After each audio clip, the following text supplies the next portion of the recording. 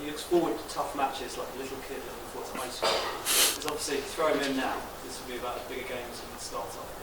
From what you've seen so far, do you sense a player that relishes big matches? Oh, look, it's hard to say, but there is, one of the reasons, as I said, that one of the things we look at when signing a player is what kind of person they are, and he certainly didn't strike me talking to him as somebody who, is going to shy away from that kind of opportunity should it come his way. I definitely got the sense that, if you throw me in, then that's what I want. But that was a big part of sort of bringing him in and bringing him in now, because that was the reality that potentially you might have to throw you in straight away. So that was always in our thinking. So I get that sense, but at the same time, that doesn't mean that it's not going to still be a big occasion whenever he does that, whether that's tomorrow or the weekend or whatever game he plays. It's it's his first sort of foray out of his home country, so it's a big step for him. But he's certainly, his demeanour and his character is one that that whenever that opportunity presents himself, he's certainly not going to shy away from it. When we asked you about Sonny, I think this was the start of December, you made the comparison to Mohamed Salah, but the way you kind of wrote him off, right enough with Carroll effectively. Son's form since has been patchy, I think it's fair to say. How have you assessed how he's playing? Yeah, look, I think, you've always got to keep context. I mean, Mo's an unbelievable player, but he's playing in a fantastic team, flying at the moment.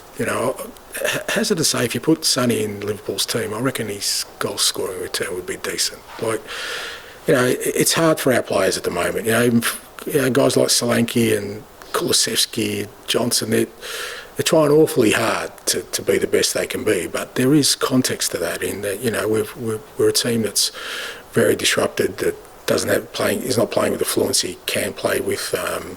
We're asking players to play in positions that they're totally unfamiliar with, and that has an effect.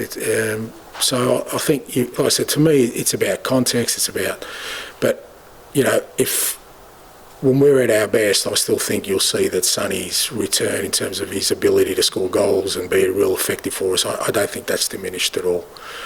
He's going through a tough trot, but we're going through a tough trot, and I think that sort of goes hand in hand. And just finally, you played Liverpool pretty recently. It was a tough day. You've been asked many times about your style, and sweat away from it. How much have you relived that game, rewatched it ahead of this particular? Yeah, no, it's a good reference point, because like I said, it happened recently. So, and when we did our review, we did some things really well on the night, but we did some things really poorly. And it was more about moments in the game that you can't, against a team of that quality, sort of switch off. I mean, we got ourselves back into the game at 2-1, and then just for half time, you think, we go in at 2-1. We always finish strong, and we concede a really poor goal from our behalf, and some of it was just focus, organisation. So they're the kind of things you reflect on, and they capitalise. I mean, the game came a bit sort of chaotic in the second half. We got really stretched, which suited them, but then kind of allowed us to get back into the game as well. So there was learnings from it, and I think because it was so recent, you certainly use that as a kind of, a foundation for the kind of game we need it to be tomorrow in terms of addressing it a bit differently. Matt? You did a fans forum this season with the chairman, Sonny, and the chairman was asked his top 3 achievements as a chairman, and he didn't include winning the League Cup, which is the only trophy the club's won since he's been here. Do you hope that if you win it, after sitting here for 18 months, Matt, and telling me what a trophy's going to do for this club, I kind of hope it has a little bit of an impact on everybody. But look, I kind of don't get weighed down by those kind of things in terms of allowing them to really impact what I think is important for this football club, and that is that, look, we're having a tough season. Our league form is really poor. We need to improve. But we are in a semi-final of a competition, and with the group of players we've got at the moment, if we can achieve something where they are in their careers, I think it does set you up really well for what we're trying to build here. I think it does. It's not the be-all and end-all, as I've said it many times, but, if we get to, a final and happen to win a trophy, we'll look back on sort of this period of where, a real sort of small group of, players, had to rise above and beyond to get there. I think that will be as worthy of the achievement as actually winning it. And he did also sack the manager 4 days before a final. Yeah, I know. So just drop out the semi-final, you reckon, and I'm safe?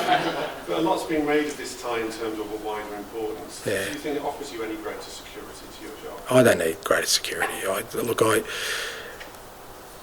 All I see is, I've got a group of players who are absolutely giving everything they can. I see every person at this football club pushing hard every day, whether they're involved in football or not, to try and help us through this situation. I don't need anything more than that. It's my responsibility. The results are on me. It's my responsibility to change that. If it doesn't change, then of course I'm the one that should take whatever ramifications there are to it. But I don't need any more security than seeing what I see every day, that the club, everyone at the club is totally supportive of what we're trying to do, and they're trying to help me and trying to help us get through this. And that's all you kind of any manager really needs. I'm not interested in security. Alan. FIFPro in the past have used Son as a case study for players who've had a lot of travel, a lot of games, no breaks. Has that been a concern at all? Oh, look, I think it's more of a testament to him and how he's been able to maintain such a high level of performance for that many years. Obviously coming from that part of the world, I can tell you it's the hardest probably trip you can do, coming from Asia back into Europe and on a consistent basis. I'd hate to know the kind of mileage he's put in over his career, and yet he's maintained an unbelievable level of performance, which is a testament to him as a person as much as a footballer. And I think they're the things you kind of take into mind, because I think Sonny's found a way of, like I said, maintaining an unbelievable standard, but we're more concerned would be how many players haven't realised their potential because of similar circumstances. What do you feel that may have taken a toll over a course of years? And you've spoken a bit about the collective being exhausted, but is there a chance that going back and forth over a decade and maybe affecting? On him? No, on him, like I said, the opposite. I think it's been unbelievable how he's been able to maintain that level of consistent performance. I mean, I know everyone's kind of focusing on it now, but even last year, his season was incredible for us. Like I said, I think people just need to have a little bit of context that, again, Mo's a world-class player, but you put him in our team at the moment, I'm not sure he would have the same impact because of the situation we're in as a group. As attacking player, what do you need? You need a team that's kind of in good form, creating opportunities, playing on the front foot, having a really solid sort of foundation of a defence that, is cohesive. Like, none of these things exist at the moment. So we're relying really on individual moments, and like I said, that you can say the same thing about Dom and Kulusevski and Brennan, because they're the ones that kind of playing all the time. They're doing the best they can. Dave. Hi, Ange. Just two things. First of all, just more on Son. Is it important that the club sort out his longer-term contract situation by the end of the summer? Because I suppose the obvious, if it's not sorted out by then, the repercussions are quite obvious. Only if it's important to Sonny as well. I think with all these kind of things, I think it has to be when you've got a player like Sonny who has such a standing at a club, and I know how highly the club regards him, and I know how much he loves the club. I just think it'll all happen mutually. I don't think it's something that needs to be forced one way or another. Whatever. I don't think the club will be, sort of in a position of trying to force anything, or Sonny would try and force anything. I think there's enough sort of respect and sort of enough credit between both parties that those kind of discussions I think will happen naturally, and I think I think we'll come to a conclusion that everyone's happy with. Do you get the sense that's what Sonny wants? Look, I don't want to speak on behalf of, I think what Sonny wants is for us to win tomorrow night. I think that's where his headspace is at the moment. Okay, cool. And just the other thing was that in the 6-3 against Liverpool recently, it struck me that energy and just that physical sharpness was clearly a problem for players, understandably. What's changed since then, going to, compared to what we're going to see tomorrow night? Because it's not quite easy for them. And No, not a great deal's changed. So, like I said, we've just got to deal with certain moments better, so we don't allow the game to sort of get away from us like it did that night. I think, like I said, there was, I think moments in the game allowed it to sort of then drift into a game where, like I said, became a bit chaotic, and they understandably had more legs than us on the night. Although we still matched it physically from a numbers perspective, it's just that we ended up probably doing more running than we needed to because the game became so stretched. So, there are things that we need to do better to try and control the game and control how much running we need to do. While at the same time, we still want to play at a high tempo, and the players are maintaining that, intensity and tempo. It's just that, like I said, against Liverpool, you've got to have an element of control around it. Tom, and then finish with Dan, please. Just on Solanke, it didn't really work for him at Liverpool or at Chelsea, and there was this idea for a while that he wasn't kind of a big club player. Was that at all on the club's or your mind when you signed him? Did you have any kind of worries about making that step up? No, not really, because if anything, I think that was kind of what excited me about it, because I knew I was going to get a player who had something to prove, who probably felt like, okay, the start of my career wasn't great, but I've worked my way back to a big club, and now I want to show people that I can play at this level and can make an impact. And look, he's been unbelievable for us. To think of kind of the way he's led that front line pretty much on his own. I mean, we've lost Richarlison all year. He had his own kind of minor setbacks at the start of the year, and I don't even sub him off. I've got to leave him out there. And the manner in which he plays takes a big physical toll. It's not like he's one of these strikers who just sort of strolls about. I mean, he works his backside off for the team defensively, leads the line, and is scoring goals. So I think he's been brilliant for us. And, like I said, hopefully in the very near future we get some help for him, and I think you'll see him even go to another level. So Michael said that he does so many things well that his numbers would be even better if he sort of focused more on his himself. Look, again, I'll just say that his numbers would be better if we were better. Like, you've got to cut these guys some slack. They can't do it all on their own. We're struggling as a team for, like I said, consistency, energy, cohesion. Understandably so. You can't expect strikers then to go score hat-tricks on the back of that, and even on the weekend, he kind of scored an unbelievable goal. He had a couple of headers, were a bit unlucky. He's still getting in those areas, but he's doing the absolute maximum. His numbers will be better when we get better. Is he one of the leaders in the team? He's becoming that, yeah, I think. Look, I think through this difficult sort of process we've been in, there have been things that have emerged. Guys like him and Kulusevski have definitely become much more pivotal in what we do with the way they play and the way they kind of tackle the tasks that we've got at the moment.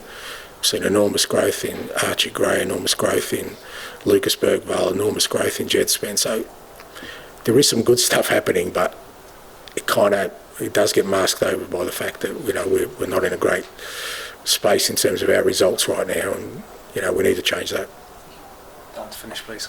You just said in the very near future, Don will get some help. Is that a dramatic transfer?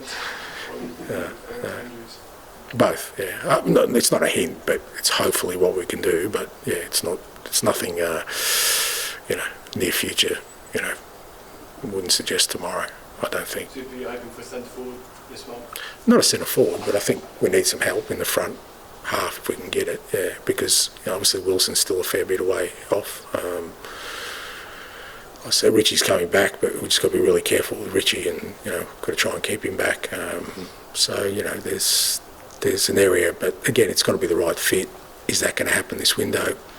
I'm not really sure, but at least we know that within all the things being well, 7 days, Richie is back and he'll definitely help Dom for sure. I thought you said with Richie you went 4 weeks of solid training. I missed No, 2, sorry mate. 2 weeks. Sorry, yeah, so this week, next week. So all things being well, we're kind of hoping by, lost track of games, Arsenal next week, he should be available.